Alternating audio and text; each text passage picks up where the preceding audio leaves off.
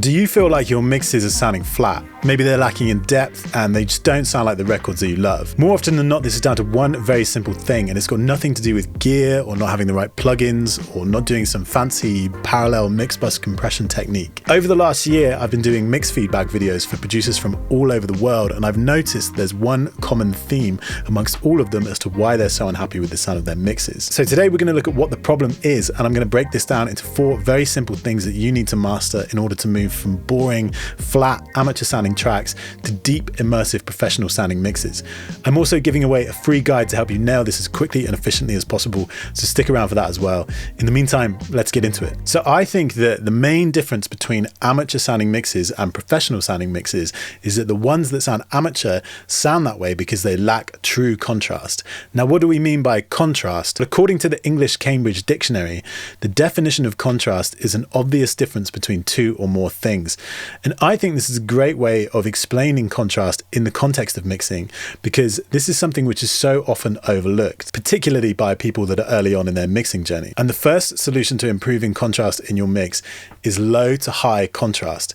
So if we think of all mixes as having a height in terms of the low frequencies to the high frequencies, how much contrast is there between the different frequency elements of your mix? So for example, is there enough definition between the mid-range frequencies of your mix and the low frequencies of your mix? A good way of thinking about the frequency spectrum within a mix is to think about it like a ladder. So how many elements are sitting on each rung of the ladder? If the rung of the ladder is, say, a frequency band, how many instruments are taking up that particular section of the ladder? There can only be maybe 1 or 2 elements within that specific frequency range before it starts to be cluttered and before things start to get in each other's way. And we can create separation through things like EQ and filtering and removing information that doesn't need to be there. If you watch seasoned, experienced mix engineers mix, you'll see that they're often quite aggressive and bold in their EQ moves, whereas people who are just starting out or people that are less experienced tend to hold back a bit when they're EQing.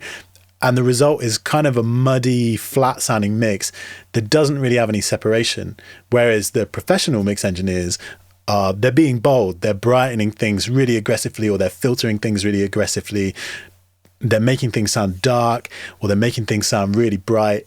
And that's what's creating contrast between the different elements of the mix. Now, the second way to add more contrast to your mix is left to right contrast. It's very easy to get into the habit of picking huge stereo sounds, particularly if you're using VST synths or software synths where the presets sound huge because they're designed to be impressive and they're designed to hook you into the plugin. The problem with this is when you have loads of huge sounds that are all stacked on top of each other, nothing actually sounds huge. The best way to create a wide, exciting mix is to use lots of mono small sounds that are panned creatively and intentionally in order to create proper separation and width between the left and the right side of your mix. A great example of like amazing left to right contrast is All Night Long by Lionel Richie, where to me it just sounds so deep and rich and interesting. A lot of this is down to the way that they're panning things like the percussion, and a lot of the Caribbean influences that are coming into the track are moving around the vocal, and then the backing vocals are coming in. I think all of this just creates so much interest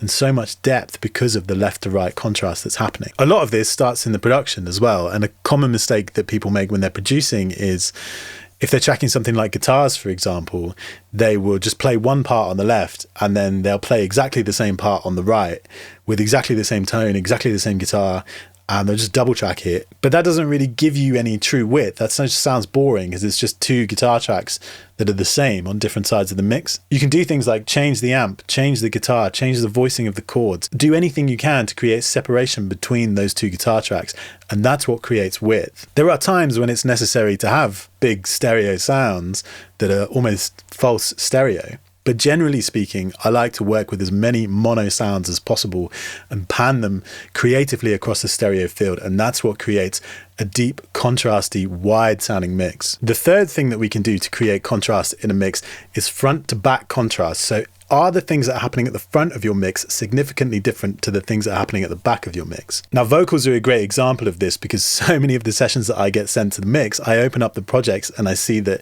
the vocals have all been recorded with the same mic and they've all got exactly the same processing on across all of the tracks. Maybe the vocals are panned left and right, like maybe some of the backing vocals are panned to the left and some to the right, but it's all the same tone across all of the vocals.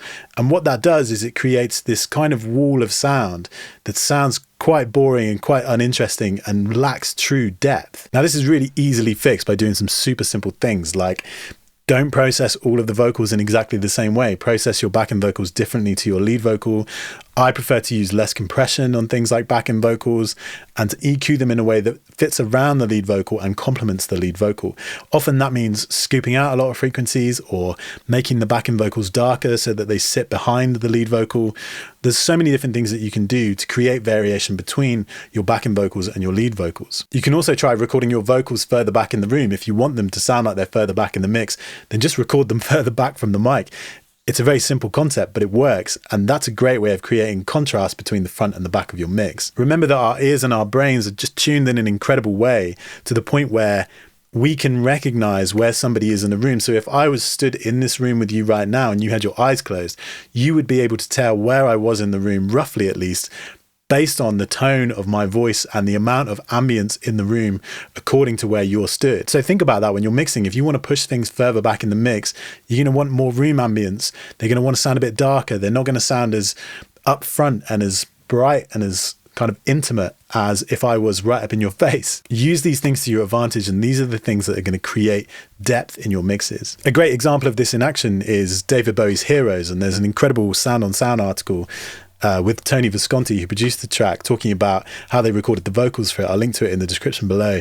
And basically what they did was they recorded the different vocal parts further and further away from the mic as the track progresses. So as the song evolves, Bowie, it feels at least like he's moving further and further away from the mic. And if you listen to that song, you'll hear how it starts as this very up close, intimate thing, and it moves to this huge, roomy sounding vocal by the end of the track, which just helps to move the track along and create this emotion which is constantly evolving throughout the course of the song. So that brings me to my fourth and final point, and probably the most important lesson that you can learn in music production and mixing, and that is four-dimensional contrast. So we've talked about songs having a height in terms of low frequency to high frequency, and we've talked about music having a width in terms of left to right across the stereo field.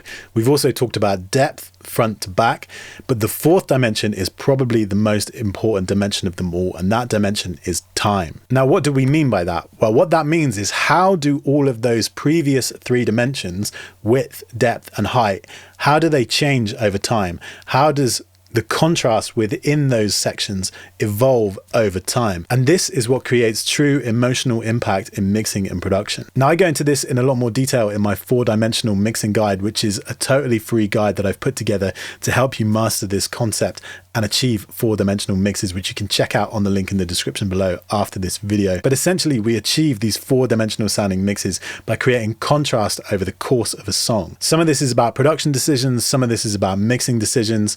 But think about it like this. If everything in your mix sounds wide, deep, and tall all of the time, then none of it's ever going to sound wide, deep, or tall because it doesn't change over the course of time. Music, along with cinema, is one of the few 4-dimensional art forms. You know, if we look at a painting or a photograph, it's just a moment captured in time, which will have a sense of depth, height, and width, but it doesn't evolve over the course of time in the way that cinema and music does. So try to think of your songs like a movie. How do they evolve? How does the scene change over time?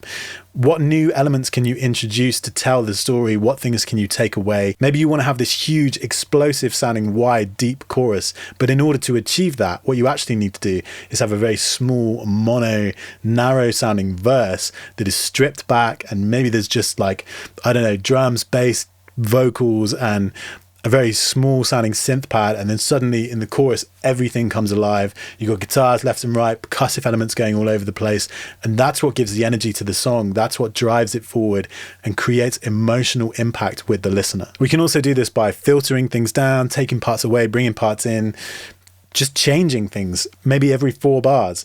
just to keep the track moving and just to keep things interesting. So my challenge to you is to think about the following 4 things when you next sit down to do a mix. Number 1, can I create true contrast between the elements in the lowest parts of my frequency spectrum all the way up through to the top elements of the frequency spectrum? Does everything have enough contrast and separation? Number 2, do I have enough contrast between the left and the right of the mix, or am I just using fake widening sounding things like doublers and chorus effects to achieve stereo width? Am I creating enough true separation between the left and the right side of my mix by using creative panning and creating contrast between the elements that are on the left side and the right side of the stereo field? Number 3, is there enough depth from the front to the back of the mix? Think about this like a photo or maybe a frame from a movie where you have your subject up front, which is in focus, and that subject is the main part of the story. So that in most cases in pop music, this is probably going to be the lead vocal. And then you have the midground, which has everything in that you want people to see or hear in this case, but it's not necessarily there to tell the story. It's just there to support the story. So this is going to be the bulk of your instruments, like the kick and the snare and maybe the main guitar part or the main keys part or whatever.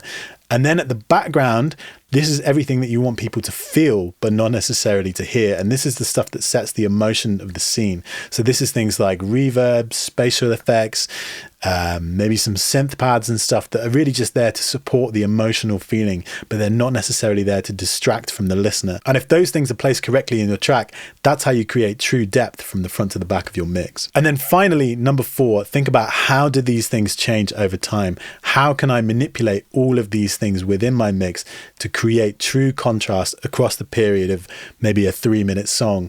So is your chorus having enough impact? Are the things that are happening before your chorus allowing the chorus to have enough impact? Can I make bold changes throughout my mix to create true contrast over time? And that's what's going to sound interesting, immersive, and exciting, and like a professional sounding mix. And if you want help getting that 4-dimensional sound and you want your mixes to sound wider, more immersive, deeper, and more interesting, then check out my free 4-dimensional mixing guide, which I've left a link to in the description below. As I say, it's totally free and I go into all of this in much more detail, but it's still broken down in very simple steps, and I try and give you a practical tip as well as a conceptual tip for every element of this. I promise you, if you follow this, you will immediately notice a difference to the sound of your tracks. There's also some recommended listening in there as well for some things I think you can check out and have a listen to sort of understand these concepts a bit more. So go and check that out now. In the meantime, please do give this video a thumbs up and subscribe. Drop me a comment below. Let me know what you think, and I'll see you next time.